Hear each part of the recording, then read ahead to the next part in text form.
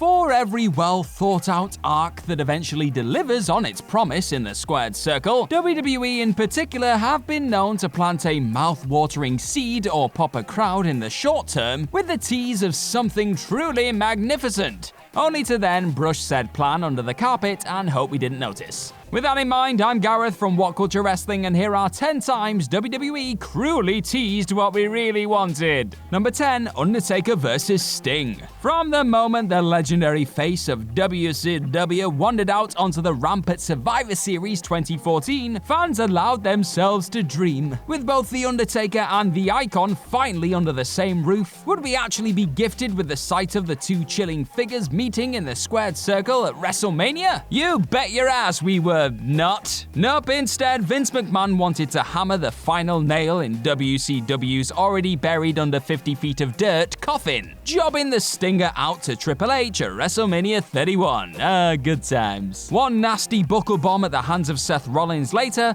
and Sting's in-ring career was seemingly over. But was it? WWE frequently gave fans a reason to believe this once-in-a-lifetime matchup could actually come to fruition via numerous social media teases. From noticeably highlighting the crow synonymous with the WCW star in Taker video packages, to asking fans who would win in a match between the two in their prime. WWE knew this is what we wanted all along. Sting's current bumping over in AEW merely acts as a reminder of just how much of a missed opportunity this really was. Number 9. Daniel Bryan winning the 2015 Royal Rumble. The great thing about WWE is that they never make the same mistake twice, So after only going and forgetting to add the most over man in the company into the Royal Rumble match in 2014, a decision which derailed the whole event, Vince McMahon knew the following year's iteration could not go on without him. So sure enough, D-Bry strutted down to the ring at number 10 to the sound of euphoric cheers. But WWE loves a good swerve, don't they? Instead of giving fans the underdog story they craved,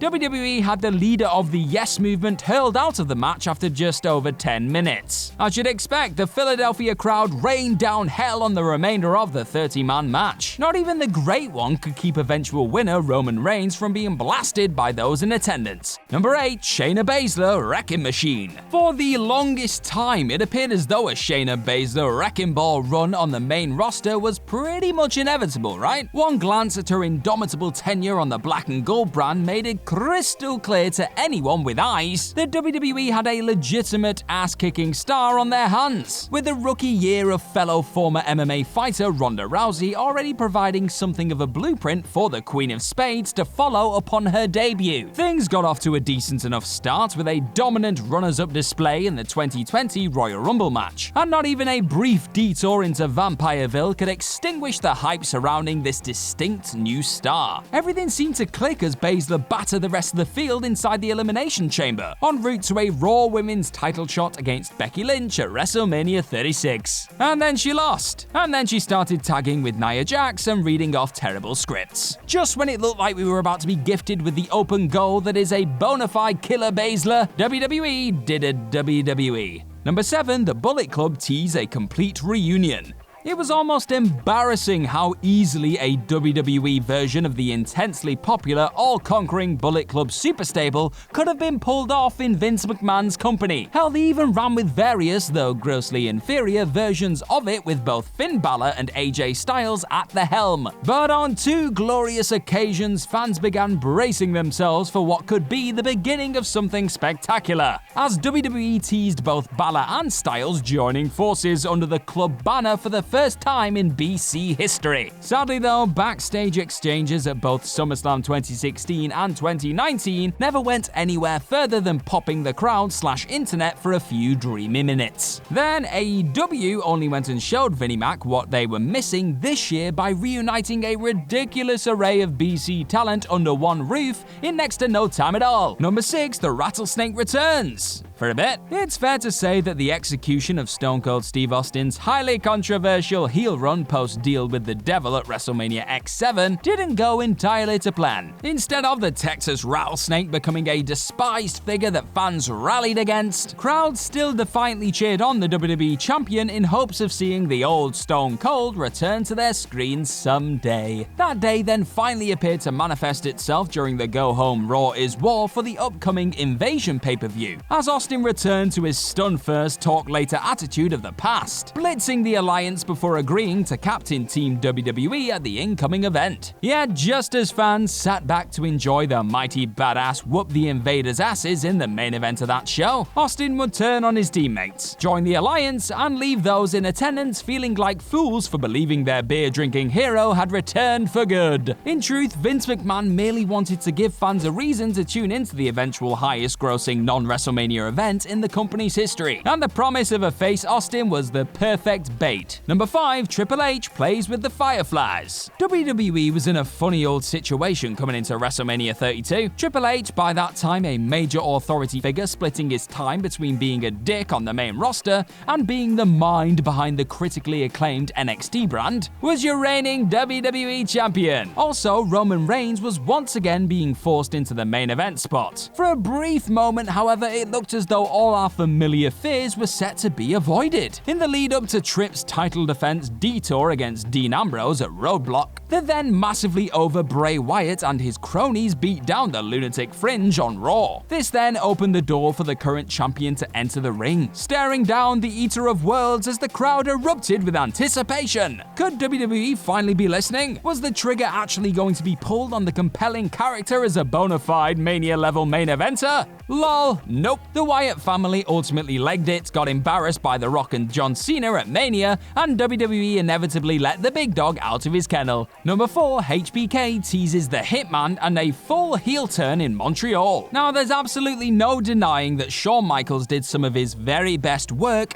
as a despicable heel in the years pre-babyface comeback in 2002. So it was something of a pleasant surprise to see the former WWE champion revert back to his dastardly ways in the lead up to his match against Hulk Hogan at SummerSlam 2005. But this character rejuvenation sadly would not last, with Mr. WrestleMania quickly flipping back onto the side of good in the wake of his loss to the Hulkster. Not before flipping around like a lunatic on the night though. However, before all that came to pass, it did seem as though Michaels was set to truly immerse himself in this loathsome persona for longer than a few weeks, when he cut a rather infamous promo in Montreal. HBK would go on to sing a, well, altered version of the Canadian national anthem, but then erupting the crowd in a way rarely seen before, Bret Hart's theme song was suddenly pumped into the arena, only for Michaels to laugh in the faces of those who actually thought they were set to see their beloved Hitman. Number 3, the two biggest stars in the game colliding on the grandest stage.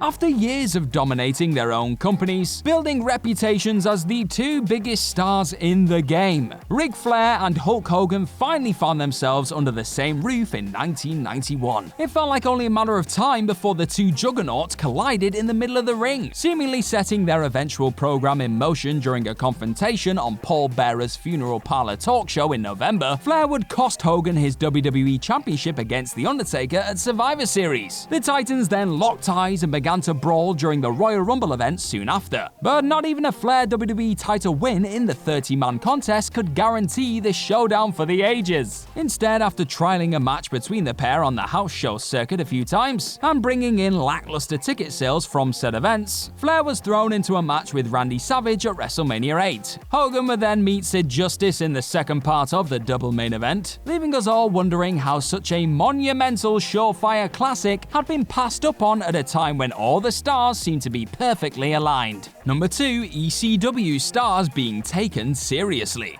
One of the most important promotions in the history of wrestling came in the form of Paul Heyman's frequently pulsating ECW. Here, a whole host of stars were born under the bright lights of the ECW arena in Philadelphia. However, things didn't always go to plan for the originals when they decided to ply their trade in Vince McMahon's empire. Things would regularly start out well enough, with the likes of Taz, Raven, Sabu, and many more all hitting the ground running with strong debut appearances. But before long, WWE always found a way to undermine the talents who first made a name for themselves in the land of Extreme. and rarely followed through on teases of them becoming serious players. Taz in particular seemed destined to make a lasting impact on WWE TV, besting Kurt Angle in a dominant Royal Rumble debut match, and even winning and parading the ECW World Championship around on WWE shows for a spell. But one devastating Triple H defeat later, his mystique and hopes of being considered a top guy in WWE had been destroyed. We'll always have one night stand, I guess.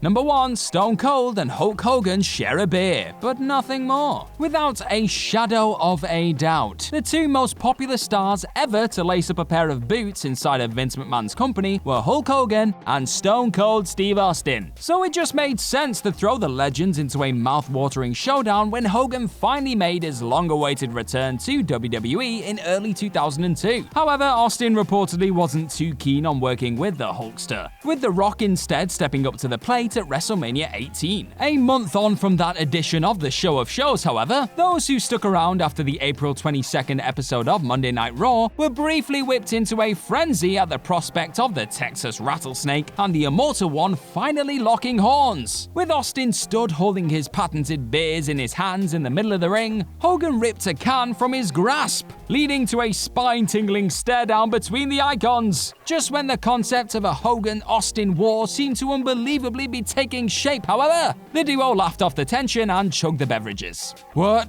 could have been, eh? And that's our list. Know of any other times WWE cruelly teased what we really wanted? Let us know all about them in the comments section below, and do not forget to like, share, and click on that subscribe button. Also, be sure to head on over to whatculture.com and find some more incredible articles just like the one this video right here is based on. I've been Gareth from What Culture Wrestling. Thank you very much for watching, and I'm sure I'll see you very, very, very soon. Bye-bye.